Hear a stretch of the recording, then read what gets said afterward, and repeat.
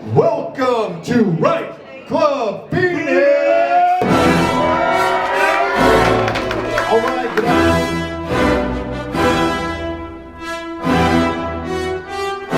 Stand-Up Thespian, friend of the program, please make some noise for Diethrich Shelton!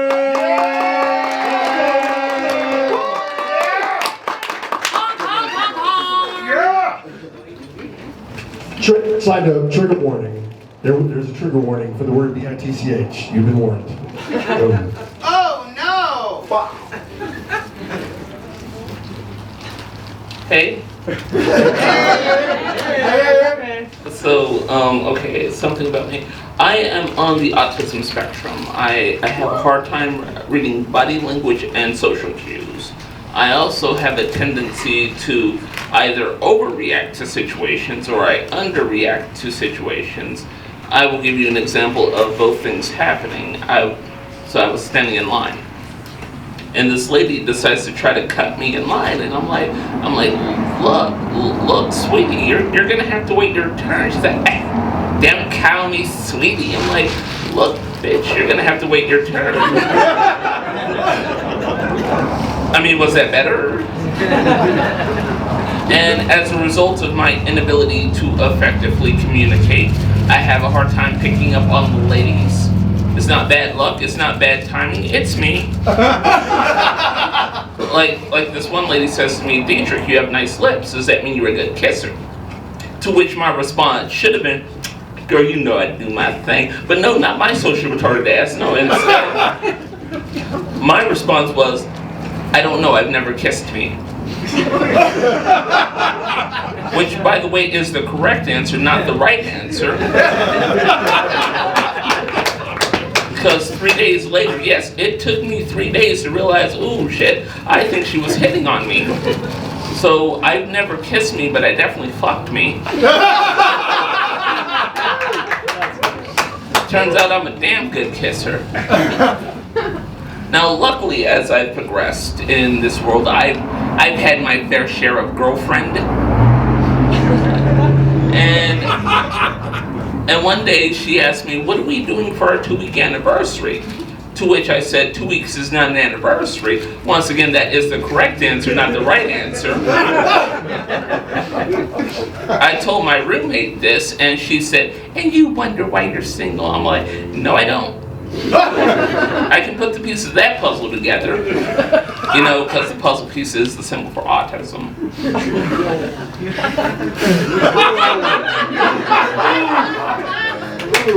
Clown shoes. I realized that eventually I'm going to have to trick a woman into loving me because I want children. I do. I want 8 boys, 1 for each weight class in the UFC. Now, my children don't have to be fighters unless they want their father to love them. Because, and anytime you talk about having children, you know, the next controversial topic comes up. It's like, are you going to vaccinate them? I'm like, you mean my hypothetical children? Yes, I'm going to vaccinate them. How is this controversial? She said, well, it gives autism. Like, first of all, no, it doesn't. Second, it doesn't give smallpox or rubella. Third, autism, not that bad. Just means I don't care what you people think and feel. Yeah! Okay. Let me rephrase. I'm oblivious to what you people think and feel. Then once you tell me, that's when I don't care. If you give me the choice between Asperger's and autism, or anything I can catch on the Oregon Trail, I choose Asperger's. I remember when the COVID vaccine first came out, and people asked me, hey, are you going to get the vaccine? And I'm like, you first. Let's see what it does to you people before I test my superior DNA. And because I did not jump for joy for the vaccine, and people labeled me as anti-vax because I did not jump for joy. And people used every single peer pressure tactic to try to get me to take the vaccine. Someone actually said this to me. They said, Diethrich, you're already autistic. It's not like you can become more autistic. To which I responded, yes, you can. It's a spectrum. Here's how spectrums work. By the way, explaining the spectrum, one of the most spectrum things you can do, besides your peer pressure doesn't work on me. Peer pressure will never work on me. You are looking at a graduate of the DARE program. If I can say no to drugs and alcohol, I can say no to your serum. There are certain jobs that I do not believe people like me should be allowed to do. And by people like me, I mean people on the spectrum, not black people.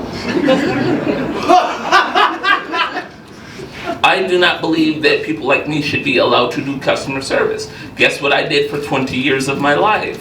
Customer service. Yes. So the next time you're on the phone with customer service and they're pissing you off and you think this person may be retarded. Possibly. They're not allowed to discriminate against us anymore. Main reason someone like me should not be allowed to do customer service is I hate being asked questions. Only thing I hate more than being asked questions is having to answer questions. Only thing I hate more than having to answer questions is being asked a follow-up question to the first question I didn't want to be asked nor have to answer. Only thing I hate more than being asked a follow-up question is having to answer a follow-up question to the first question I didn't want to be asked nor have to answer nor be followed up upon. And people will say things to you over the phone that they would never ever say to you in person. I got all of that in one phone call. So I was working for a bank, and a guy called looking for a lower interest rate on his credit card. He did not qualify. So I had to let him know, sir, you are at the lowest rate we have available. You mean to tell me there's not a lower rate available? I mean to tell you, you are at the lowest rate we have available. You're just saying the same thing over and over again. This is poor customer service. It's like, sir, it's the same question, therefore it has the same answer. This is not poor customer service, this is cause and effect. It's like, fucking cracker. I'm like, haha, wrong slur. And so because I corrected his racism, I had to go to an ethnic sensitivity workshop. It did not take me long to realize I was sitting in the middle of a Klan meeting. Oh my God. Because Bubba stood up and said he had a hard time dealing with the colors. Because they take our women. It's like, have you seen the white women black men take? Not only should you not be mad, I say you owe me a muffin basket. Now, please don't misunderstand. I too participate in the interracial festivities. I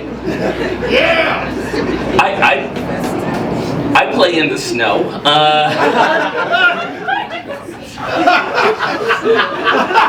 Matter of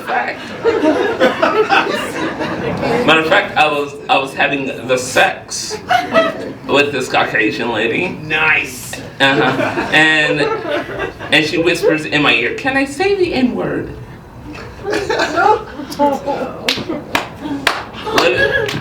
Let me explain. I don't get to have the sex very often. So I wasn't gonna ruin it by saying no. Other black people get mad at me and I have to let them know, look, letting some white bitch call me nigger, not the worst thing anybody's ever done for pussy.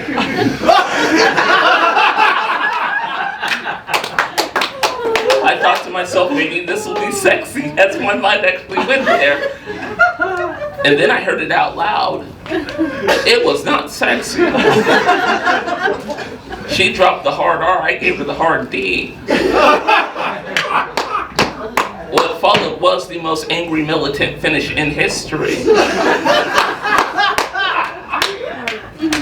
Not only did I come, I overcame.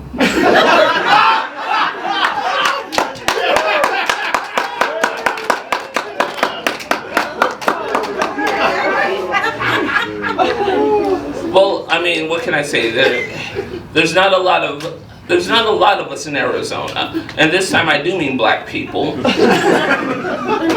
Matter of fact, when I went to California and people asked me, "Hey, where are you from?" and I let them know, I'm from Phoenix, and they're like, "Oh, that racist state?" And it's like, well, Phoenix isn't a state, first of all. It's like, second, Arizona's not racist. There's not enough black people to hate. See, this is what it is. I believe we're all comfortable with what we know, and what we don't know we're not as comfortable with. I was born in Arizona, born and raised. This is all I know. It's less than 5% black. So if I walk into a room and it's more than 5% black, well shit, I'm uncomfortable too. Not because of the aggressive amount of black people, but because they've managed to trick us all into one room at one time, and that just seems suspect.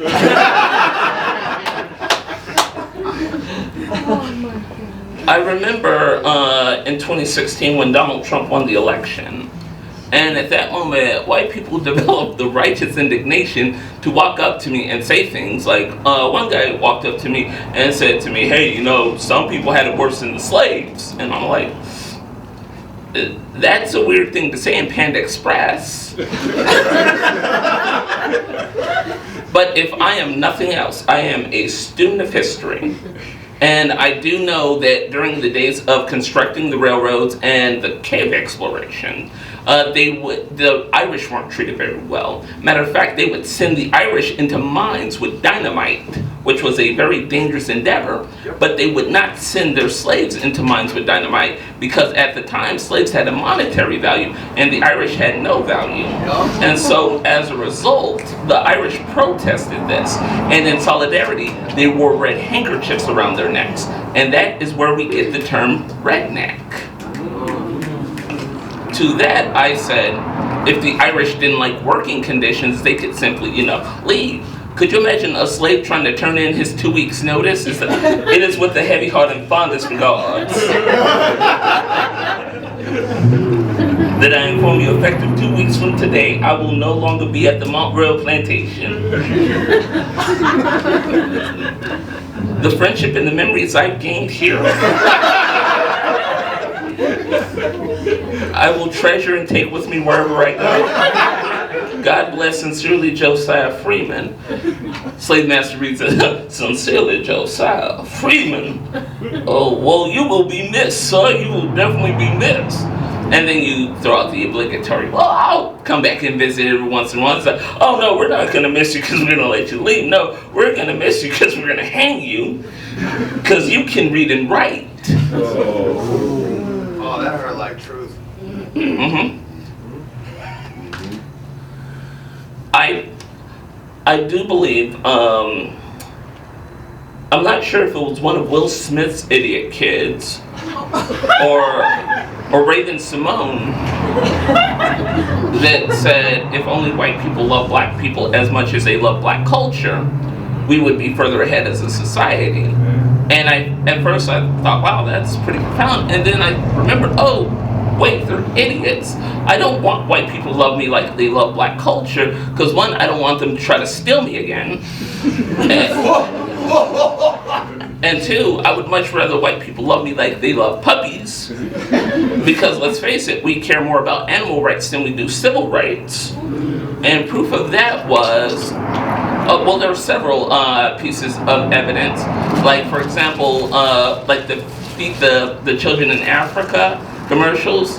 You had the babies with the flies in their eyes and the protruded bellies, but ASPCA, they get Sarah McLachlan in the arms of an angel. Yeah, they have better PR. And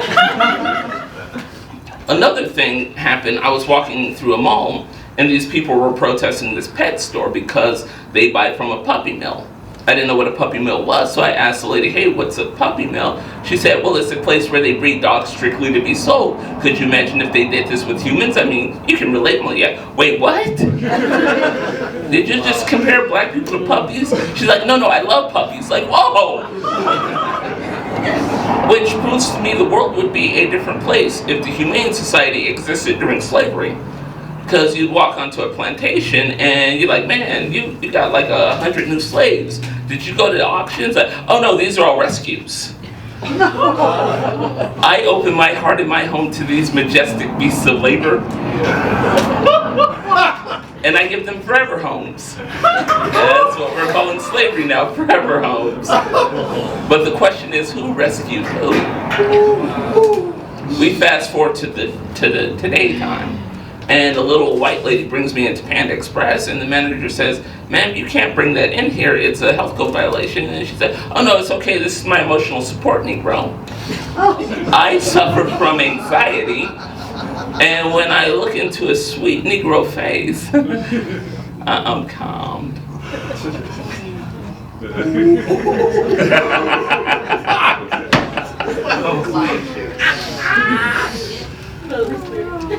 Now, here's the thing. I make fun of racism because, you know, there are only two ways that you can deal with things. It's a fight or flight response. You're either going to laugh or cry. And I do not believe racism is worthy of something as beautiful as my tears, so I choose to scorn it with my laughter. Yeah.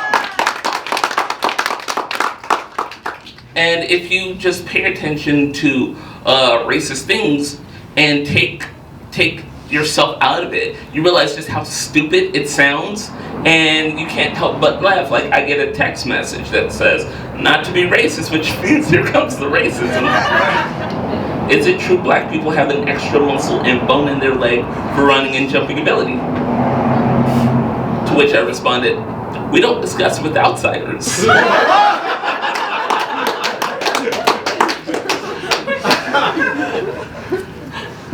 Now, I don't know why when people find out that you are a comedian, they too decide that they are a comedian. It's like, "Hey, I got a joke you can use," and I'm like, "I doubt it." And it was one of those jokes, you know, the ones that start with, "You can't get mad." I'm like, who are you looking for? Aren't you concerned about me getting mad? But, okay, so he tells the racist joke. He told it wrong. Yet again, I had to correct his racism. I'm like, this is not how racism is done. His friend's like, "Hey, he's pretty smart for a black guy." Now see, that is how racism is done. Because he meant that shit as a compliment. And it's that backhanded compliment. You know, the ones that, like, "You clean up nice," which means normally you look fucked up. I got the weirdest backhanded compliment from this lady. She said to me, "Diethrich, you have the ugliest teeth but the prettiest smile. If I were a little drunker, I'd give you a mercy lay." And I thought to myself, really? You think you would be showing me the mercy? You have stretch marks on your neck.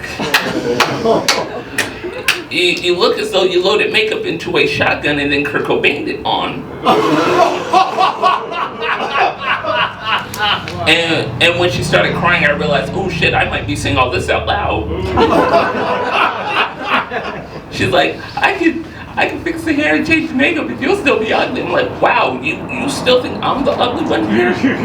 Fuck you, bitch, I clean up nice. Alright guys, I'm Diethrich Shelton, and I just want to post to you one more thing. And this is something that troubled me as a child. They say sticks and stones may break our bones, but words will never hurt us. We've all heard that. Does anyone agree with that?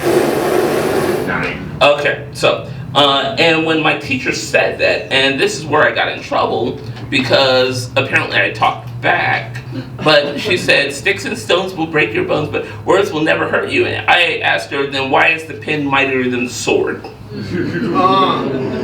Alright, ladies and gentlemen, thank you very much. Enjoy the rest.